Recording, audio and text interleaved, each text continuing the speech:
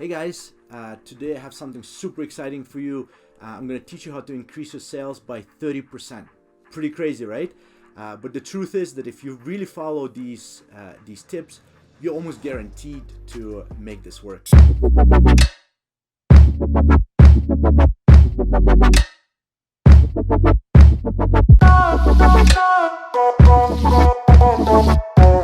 Okay, so I've been selling for like 20 years and I started in insurance sales, and to be honest, I was horrible at it. I was so bad. It sounded like I was reading a script. I was making myself and the client super uncomfortable, so definitely no way to sell.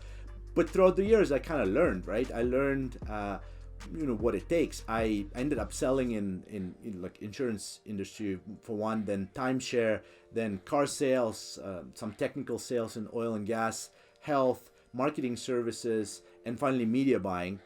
And I ended up teaching a lot of people when I started building my own businesses because I needed salespeople, so I wanted to teach them how I do it. And I kind of narrowed it down to very few really key elements that really make a difference. And this is kind of my condensed version of insights about sales, right?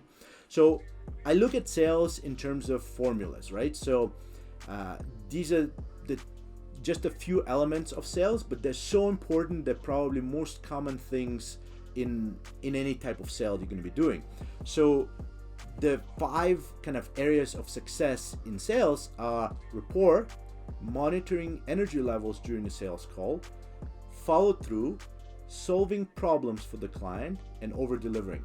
Now, these things are not super common to talk about in sales training, but believe me, those things make all the difference. So let's talk about rapport first. So rapport, what is it in the first place? It's super easy. It's basically making client like you. And essentially the client, they will buy from you if they like you. People don't buy from people they don't like. They really don't. So all you need to do really is be yourself. Like you need to be genuine, be charming, find some common ground, find some things in common with your prospect, and just be genuine. Don't come off as if you have an ulterior motive. Once you've done that initial rapport building, kind of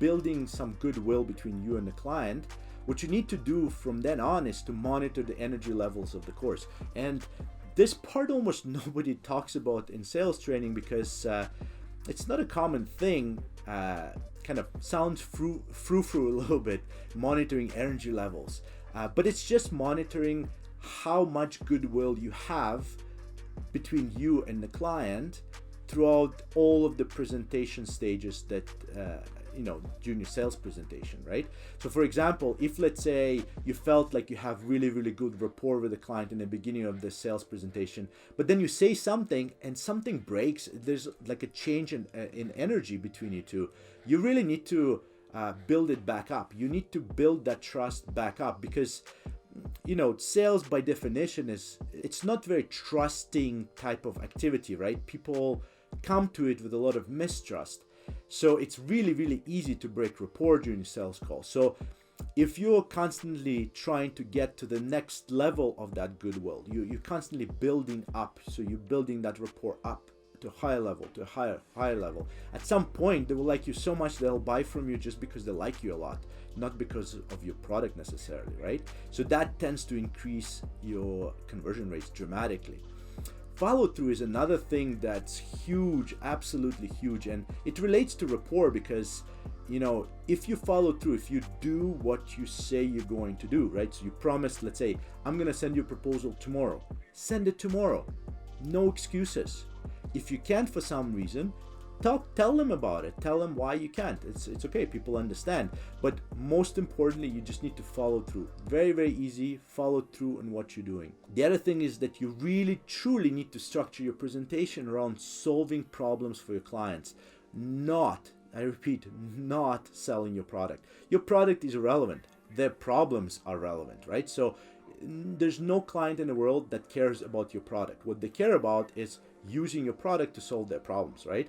So I would recommend just ask a lot of questions, ask a ton of questions, really find out what their issue is, what are you trying to solve, and then structure your whole presentation around solving their particular issues one at a time. The better you do that, the better chances are of you closing. And finally, you need to over deliver. Now, over delivering is one of those things that everybody kind of knows, but they always think that you need to over deliver in some big way, some huge grand gesture.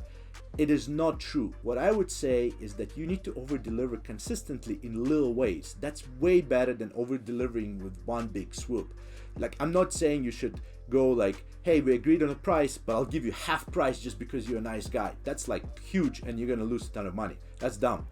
What you should do is you should over deliver with little ways. Look, for example, they tell you, hey, can you send me a case study? You go, absolutely, no problem.